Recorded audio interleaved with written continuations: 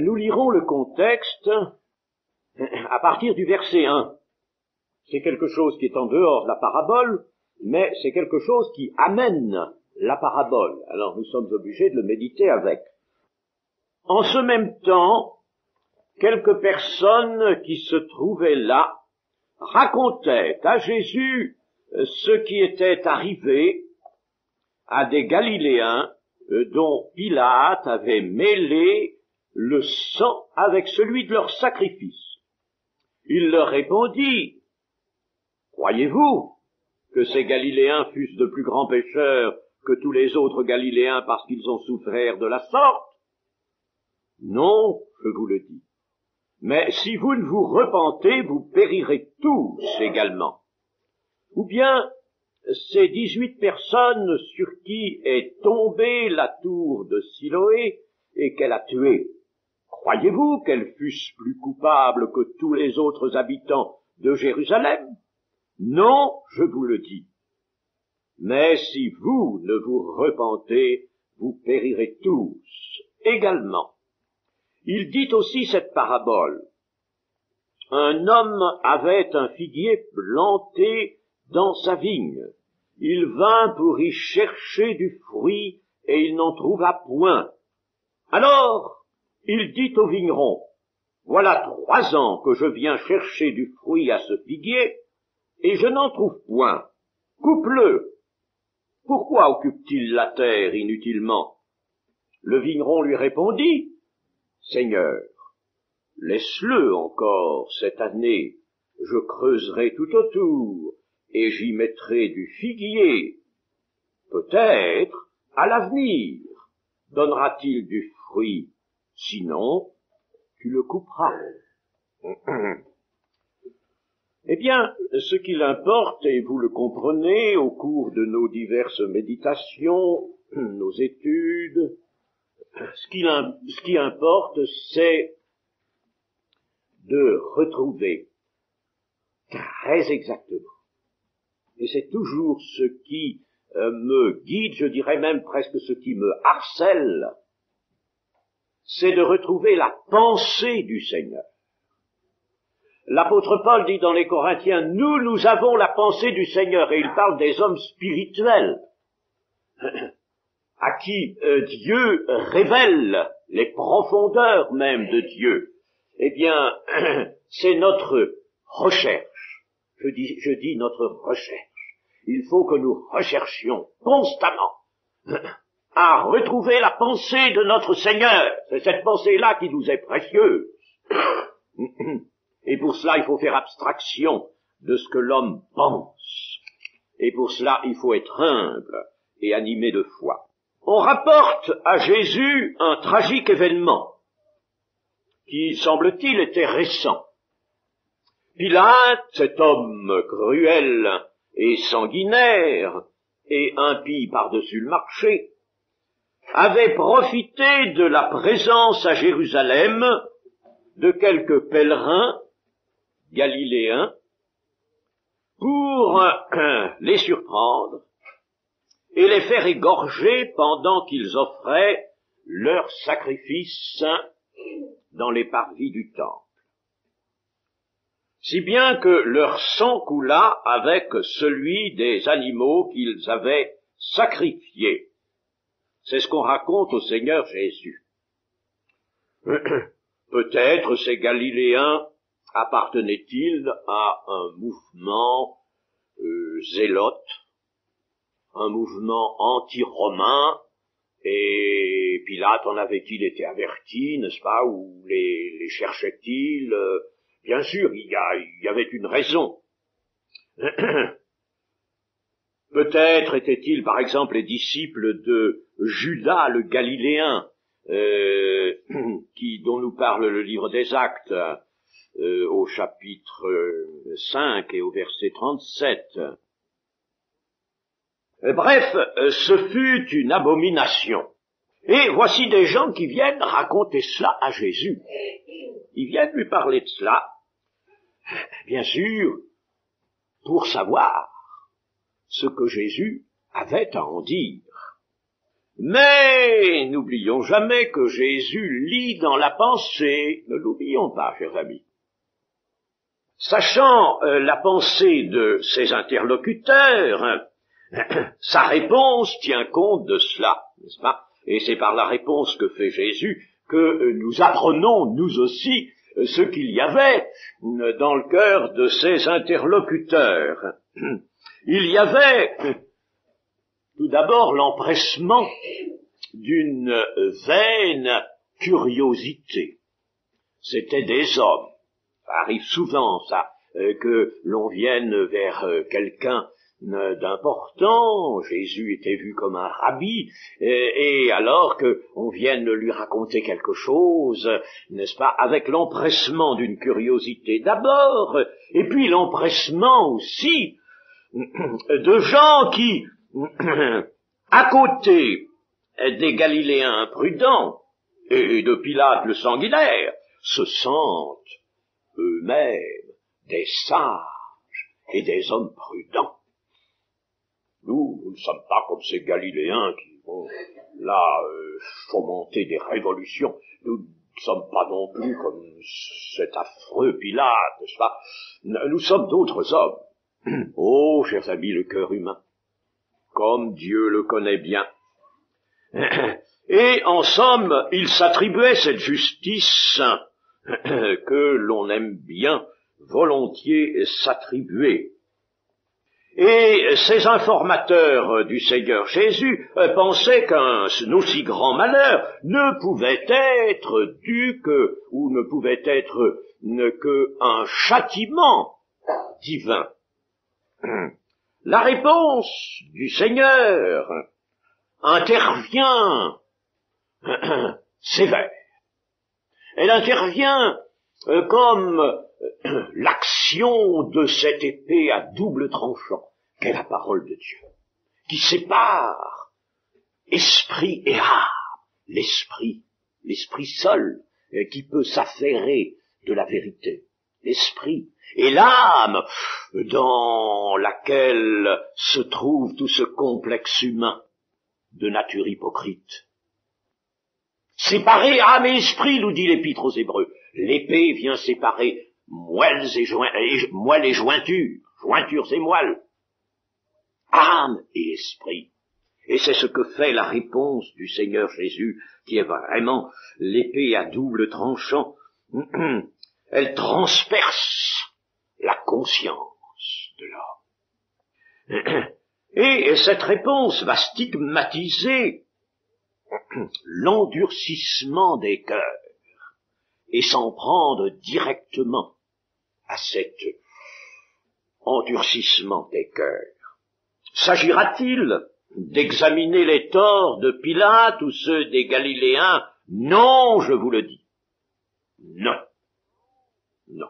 Je me refuse. Jésus se refuse à suivre la pensée de ses interlocuteurs pour juger du tort des Galiléens, et évidemment de la cruauté de Pilate aussi. Non, il s'agit de toute autre chose. Si vous ne vous repentez, vous périrez également tous. Non, je vous le dis, il ne s'agit pas de considérer que les Galiléens sont de plus grands pécheurs que les autres. Non, ce n'est pas là la question. Ils sont tout simplement des pécheurs. Pas plus grands que les autres. Ce n'est pas ce qui importe. Tous sont pécheurs. Tous les hommes sont pécheurs. Ils sont pécheurs. Et si vous ne vous repentez, vous périrez également tous. Les interlocuteurs de Jésus étaient donc tout comme les Galiléens. Vous voyez dans la réponse du Seigneur Jésus, n'est-ce pas, ces Galiléens étaient-ils de plus grands pécheurs que les autres? Non, non, je vous le dis. Mais si vous ne vous repentez, ce qui veut dire tous le sont. Et vous qui venez me raconter cette histoire, eh bien pensez que vous êtes vous aussi les pécheurs qui ont besoin de repentance. Qui ont besoin de cette repentance. Vous voyez, n'est-ce pas, comme est dévoilée la pensée de ces gens, la parole de Dieu dévoile les pensées des cœurs, ça, elle est dévoilée. Vous avez besoin, vous. N'essayez pas de vous faire curieux à l'égard des Galiléens, à l'égard de Pilate et à l'égard la réponse du jugement que vous aimeriez m'entendre prononcer. Non, considérez votre péché à vous, vous qui êtes des hommes, qui êtes comme tous les hommes, considérez le vôtre. Non pas celui d'autrui, mais le vôtre. Et repentez-vous, si vous ne voulez pas périr, vous aussi. La souffrance et la mort des Galiléens massacrés par Pilate est donc ici, pour le Seigneur Jésus, dans cette parole concise, comme le sont toutes les paroles du Seigneur, n'est-ce pas, un véritable coup d'épée. Eh bien, c'est cette souffrance et cette mort est l'image, sont l'image et l'annonce de ce qui atteindra tous les pécheurs qui ne se sont pas repentis, qui ne sont pas passés par la repentance, et même tous ceux qui, dans l'Église, ayant péché, ne se repentiraient pas. Lisez les lettres. Nous ne faisons pas ici de la doctrine, mais, je dis, nous sommes à la recherche de la pensée de Jésus-Christ. Souvent, la recherche d'une doctrine, du dogmatique, est quelque chose qui égare. On se lance dans toutes sortes de définitions, n'est-ce pas? Et c'est ainsi que l'on a provoqué les divisions dans l'Église. Nous allons à la recherche de la pensée du Seigneur. Eh bien, il faut par conséquent que la repentance fasse son œuvre, afin que la justice que Dieu seul peut imputer, que cette justice soit obtenue. Et Jésus, dans sa réponse, va ajouter un autre fait, lui aussi récent à celui qui lui est signalé, pour réitérer son avertissement. Les 18 personnes sur qui est tombée la tour de Siloé qu'elle a tuées, croyez-vous qu'elles fussent plus coupables que tous les autres habitants de Jérusalem? Non, je vous le dis, non. On ne peut pas non plus là considérer que ces gens-là étaient plus coupables. Mais si vous ne vous repentez, vous périrez également tous. Les tragédies qui ensanglantent la terre sont l'annonce du juste jugement de Dieu frappant les hommes au cœur endurci, c'est-à-dire un cœur qui n'a pas cédé sous la pression du Saint-Esprit, car la pression du Saint-Esprit s'exerce sur tous les cœurs, tout, le pire des athées, le plus, si vous voulez, le plus intrépide des incrédules, des athées, des communistes, si vous voulez, n'est-ce pas? Eh bien, le Saint-Esprit fait pression. C'est ce que veut dire le Seigneur Jésus dans l'évangile de Jean. Le Saint-Esprit convaincra, le Paraclet convaincra le monde de péché, de justice et de jugement, et cela pour amener les cœurs des hommes à la repentance. Mais lorsque le cœur s'endurcit, que les oreilles refusent d'entendre, que les yeux ne veulent pas voir, alors Dieu ne peut pas guérir, Dieu ne peut pas sauver. Devant la justice de Dieu, ainsi tous les hommes sont égaux, c'est-à-dire également responsables devant la justice de Dieu. Tous sont responsables. Et la réponse de Jésus a aussi ce sens. Si vous ne vous repentez, vous périrez tous également, sans distinction. Tous également. Ne considérez pas le péché des autres, mais le vôtre, votre état de péché, qui n'est enlevé que dans une réelle repentance et par l'action de la foi qui appelle celle de la grâce de Dieu. Et nous en arrivons à la parabole. D'abord, disons comment elle peut s'enchaîner avec ce que nous venons de voir, avec ce qui la précède. L'enchaînement est dans cette pensée du Seigneur. Voyons un peu ce que ferait un homme qui a un figuier stérile dans sa vigne. Cet homme ferait ce que tout possesseur de vigne ferait, ce que vous feriez tous.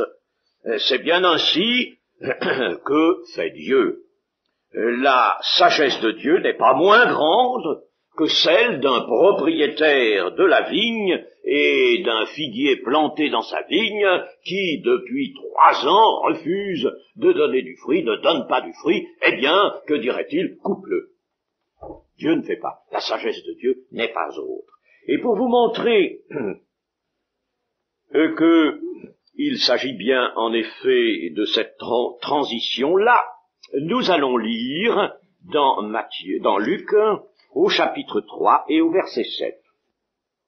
Il disait donc à ceux qui venaient en foule pour être baptisés, ça c'est Jean-Baptiste ici, pour être baptisés par lui, race de vipères, qui vous a appris à fuir la colère à venir, produisez donc des fruits dignes de la repentance, et ne vous mettez pas à dire en vous-même, nous avons Abraham pour père, car je vous déclare que de ces pierres, Dieu peut susciter des enfants à Abraham. Déjà même, la cognée est mise à la racine des arbres, tout arbre donc qui ne produit pas de bons fruits sera coupé et jeté au feu. Et Jésus reprend ici cet enseignement de Jean-Baptiste, qui était un enseignement de l'Esprit également, et il veut montrer ceci, la repentance, le passage par la repentance, c'est ce qui va vous permettre de porter des fruits de la repentance, c'est-à-dire de bons fruits, et de porter du fruit. Et si un arbre ne porte pas de fruits, eh bien Jean-Baptiste l'a déjà dit, tout arbre donc qui ne produit pas de bons fruits sera coupé et jeté au feu de l'enfer.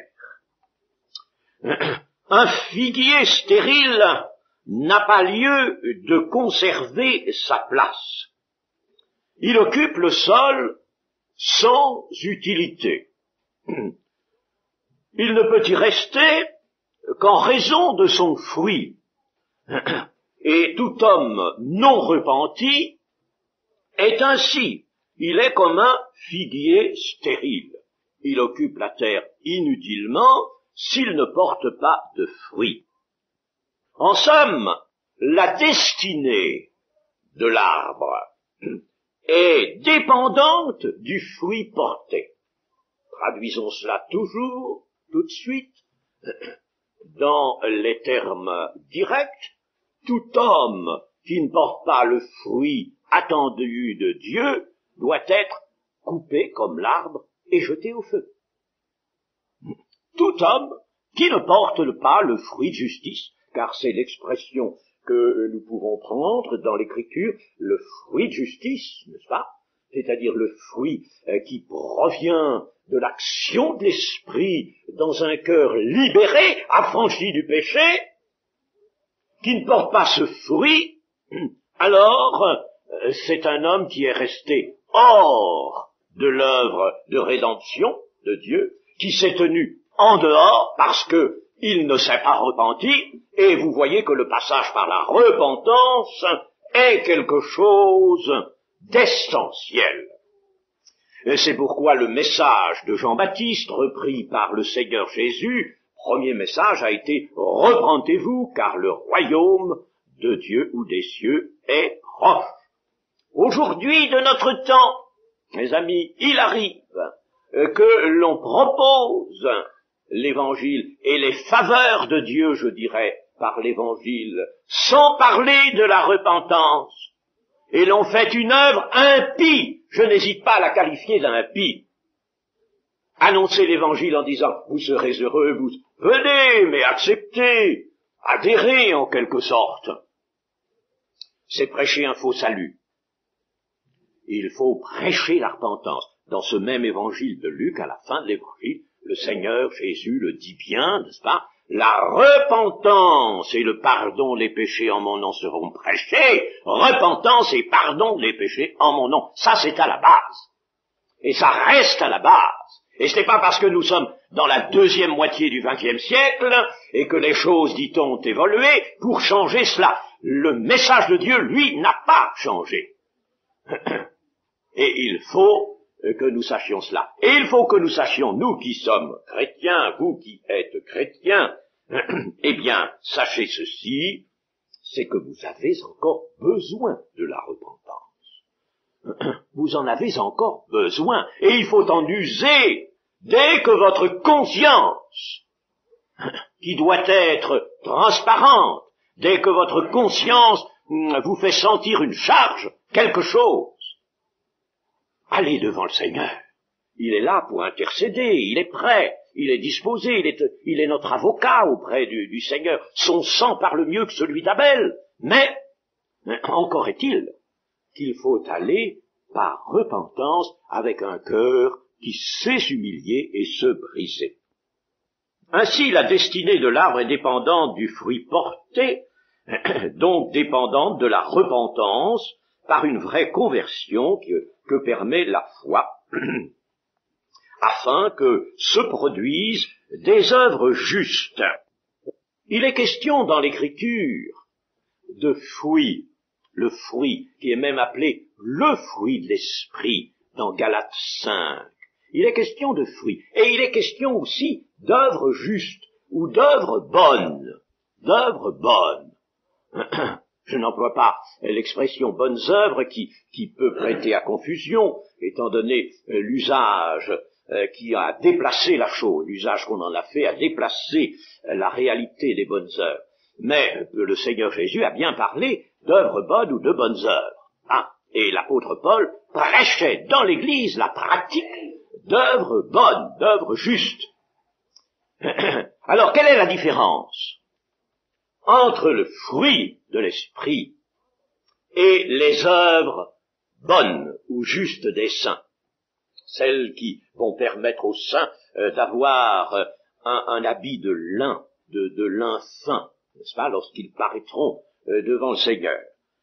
Eh bien, la différence entre le fruit de l'esprit et les œuvres, qui toutes deux apparaissent comme la production, la traduction, la manifestation de la foi. La foi est intérieure au cœur, et la foi se manifeste par cela. Eh bien, la différence entre le fruit et les œuvres est celle-ci. C'est que le fruit, il se produit dans l'homme, sur l'homme, dans l'homme, sur l'homme. Un arbre porte du fruit, n'est-ce pas? Il est accroché aux branches. Il se produit sur la personne du disciple de Jésus. On verra sur lui, par exemple, le fruit de l'amour, le fruit de la douceur, bénignité, le fruit, tout fruit, n'est-ce pas, comme par exemple, on peut se baser à l'énumération de Galates. Le fruit de l'esprit, c'est l'amour, c'est la foi, c'est la paix, c'est la patience, c'est la bonté, c'est la bénignité, la fidélité, la douceur, la tempérance. Ça, on le verra sur la personne.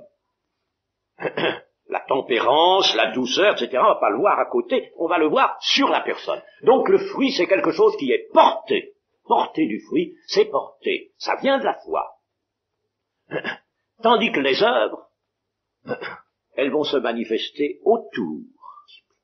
Les œuvres vont se manifester dans son comportement vis-à-vis des autres, dans ce qu'il va faire, dans son milieu principal qui est l'Église d'abord, n'est-ce pas, au milieu de ses frères et de ses sœurs, puis au milieu aussi des personnes qui forment son entourage social.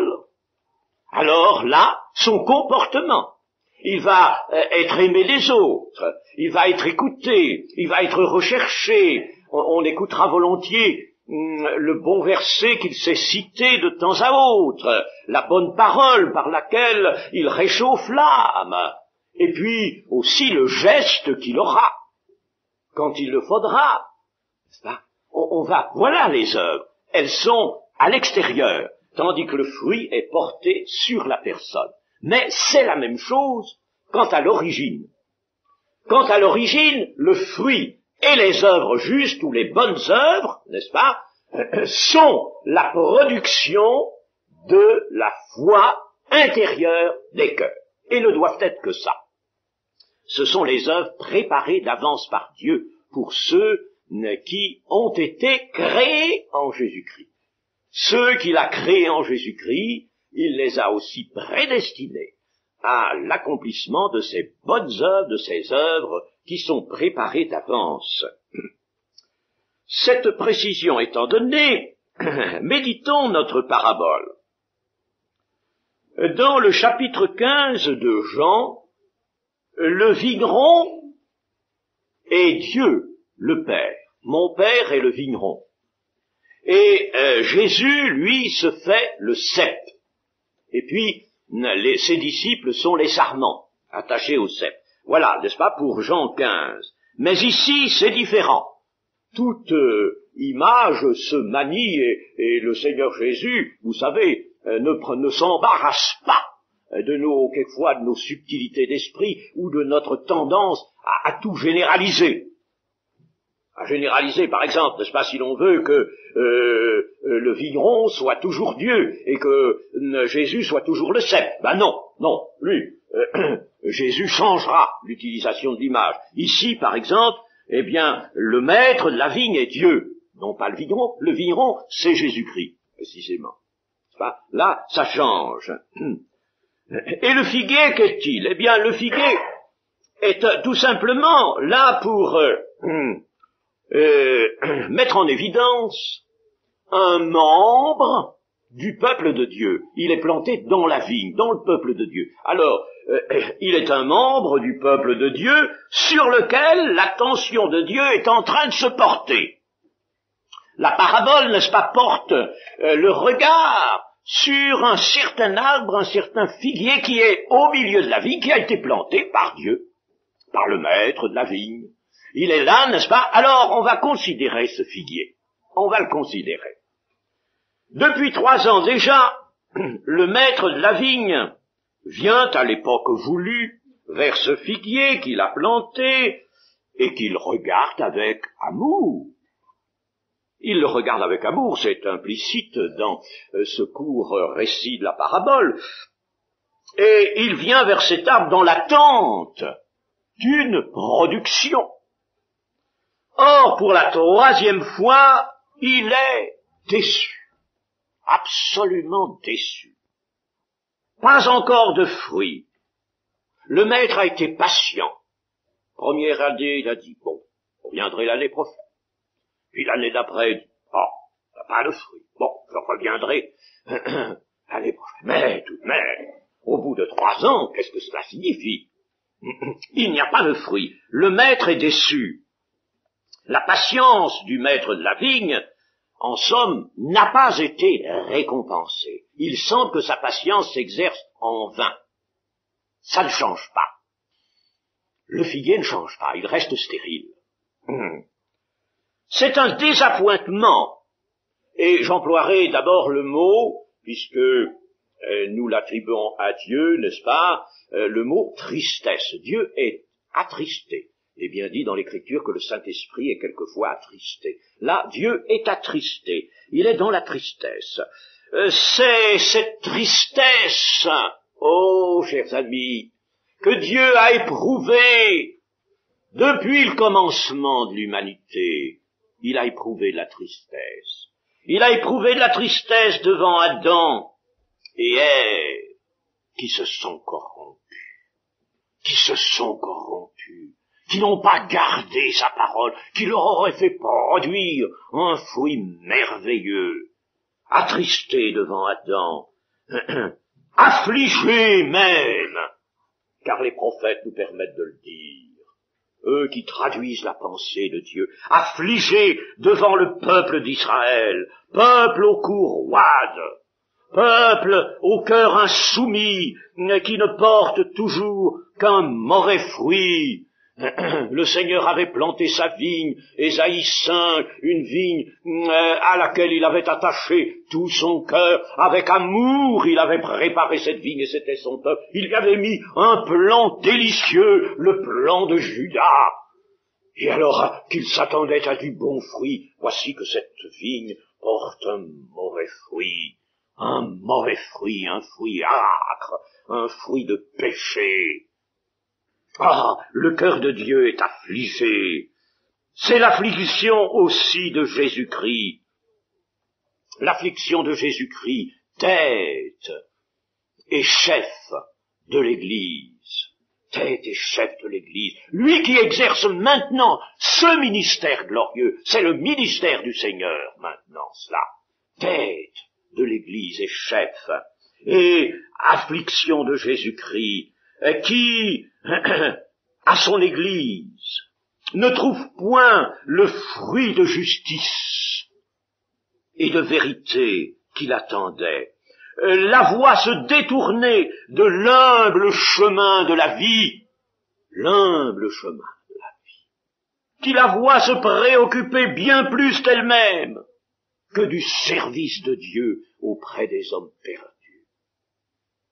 Ah, mes amis, moi j'ai souvent senti cette affliction qui est celle de Dieu, c'est pas la mienne n'a pas d'importance. Mais je l'ai senti. Quand j'ai vu quelquefois que l'on se concertait, que l'on prenait des dispositions pour s'occuper davantage de ce qu'on allait faire dans l'Église, peut-être pour le bon ordre de l'Église, mais bien trop de préoccupations qui accaparent pour l'Église elle-même, mais non pour le service de Dieu. Le Seigneur attendait les préoccupations pour le service de Dieu par la force de l'Esprit. Sans cesse, ainsi, Dieu voit son dessein abandonné, son grand dessein, son dessein d'amour, abandonné, malmené même par des mains imprudentes et avides, par des cœurs où revient constamment l'esprit du monde et les tristes mobiles des hommes impénitents. Dieu qui voit s'éteindre la lumière du monde qu'il a confiée à son peuple. Vous êtes la lumière du monde, vous êtes le sel de la terre, le sel perd sa saveur, la lumière s'éteint. Le cœur de Jésus-Christ est affligé. Quand le Fils de l'homme viendra, trouvera-t-il la foi sur la terre? Quand on lit cette parole du Seigneur, on se sent vraiment incliné à apporter soi-même la réponse. Non, car c'est un mot de prophétie du Seigneur. Quand le Fils de l'homme viendra, il ne trouvera, hélas, pas la foi sur la terre. La foi s'en va. On nous dit en termes savants que la terre se déchristianise. La foi s'en va. Le matérialisme gagne. L'athéisme s'empare des cœurs pour raison de haute science, pour raison de grand savoir, pour raison de hauteur que l'homme se donne en tout domaine. La foi s'en va, la foi c'est trop simple, la foi c'est trop petite chose. Et l'affliction de Dieu, c'est son amour constamment déçu, son amour qui ne peut que se changer en colère. Couple au vigneron, couple à Jésus-Christ qui est le vigneron, couple. Le Seigneur Jésus, ne l'oubliez pas, viendra sur la terre, d'abord, avant ce retour en gloire pour le règne. Il viendra assumer cette fonction terrible du jugement. C'est lui qui viendra fouler la cuve de Dieu, les raisins de Dieu qui seront foulés. Lisez l'Apocalypse, lisez-la, et vous verrez que c'est le Seigneur Jésus qui vient, lui, fouler par l'ardente colère de Dieu, qui est la colère de l'agneau aussi, fouler la cuve de Dieu, le jugement. Le jugement. Il y a la moisson. Il y aura la moisson. N'est-ce pas, la moisson? Gloire à Dieu. Là, il y aura un peuple nombreux. Soyez assurés que l'œuvre de Dieu n'a pas périclité dans son ensemble. Pas du tout. Un peuple nombreux, nombreux. Les élus seront nombreux. Mais il faudra à la fin fouler la cuve de l'ardente colère de Dieu. La colère de Dieu gronde, car Dieu est saint, et il ne peut pas accepter que son amour soit toujours bafoué, méprisé, et qu'aucun fruit de justice n'apparaisse. Alors le vigneron intervient. C'est grave, la situation est très grave. Le vigneron intervient. Il intervient pour dire au maître de la vigne, Seigneur, laisse-le encore cette année. Je creuserai tout autour et j'y mettrai du fumier. Peut-être à l'avenir donnera-t-il du fruit. Sinon, tu le couperas. Souvent, il y a eu ce dialogue, les amis. Il y a eu souvent ce dialogue entre Dieu et un interlocuteur particulier, privilégié de Dieu, un interlocuteur proche de Dieu, qui était l'ange de l'Éternel. Et puis, même, avec un interlocuteur de Dieu qui était pris parmi les hommes, il y a eu dialogue entre Dieu et Adam. Il y a eu un dialogue entre Dieu et Noé. Noé qui marchait avec Dieu. Alors Dieu lui a dit ce qu'il avait à faire, ce qu'il devait faire, et qu'il a fait, avec persévérance, avec foi. Il a porté, lui, le fruit d'obéissance. Il a porté un fruit et qui a permis à Dieu de sauver 8 personnes en tout, et de sauver l'humanité par ces 8 personnes. Il y a eu dialogue et quel dialogue? Entre Dieu et Abraham. Dieu et Abraham, pour Sodome notamment, sans compter les autres interventions de Dieu aux côtés d'Abraham, mais pour Sodome, s'il se trouve seulement, dis juste, Seigneur, détruiras-tu cette ville? Non, je ne la détruirai pas. Je ne la détruirai pas, dit Dieu, qui se laisse questionner. Il y a eu dialogue entre Dieu et des prophètes, ses serviteurs, les prophètes, Ésaïe, Ézéchiel, Jérémie, Daniel. Il y a eu dialogue. Non pas aujourd'hui dialogue comme voudraient en proposer ceux qui n'ont que la nuit dans le cœur, car il y a des hommes sans foi qui vous parlent aujourd'hui de dialogue, mais d'un vrai dialogue avec Dieu, avec Christ Jésus. Et Jésus, lui aussi, a eu un dialogue avec son Père. Père, pardonne-leur, car ils ne savent pas ce qu'ils font. Mais nous, attention, nous savons ce que nous faisons, nous qui avons été éclairés. Comme l'a dit le Seigneur, ils n'ont aucune excuse. Nous savons ce que nous faisons. Le vigneron demande donc au maître de la vigne un délai. Un délai parce que l'amour qui s'est exercé avec patience ne peut pas rester vain. Le vigneron est là, lui, pour intercéder, parce que il connaît la justice, il la respecte, il sait que cette justice doit être satisfaite, il la satisfait lui-même, dans sa propre personne, par le don de sa personne. Mais il intercède alors. La justice doit être satisfaite. Mais l'amour, Seigneur, encore un peu de patience, encore un délai.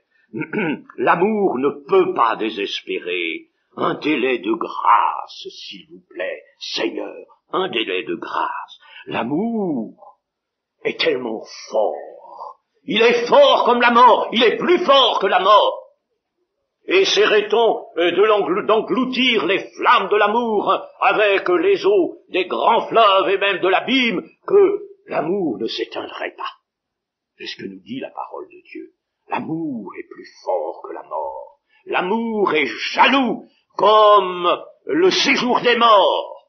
Le séjour des morts, lui, il n'est jamais rassasié. Il veut prendre, engloutir des vies. Et il le fait à cause du péché. Il le fait, il engloutit des vies, et il engloutira des vies dans l'enfer pour l'éternité.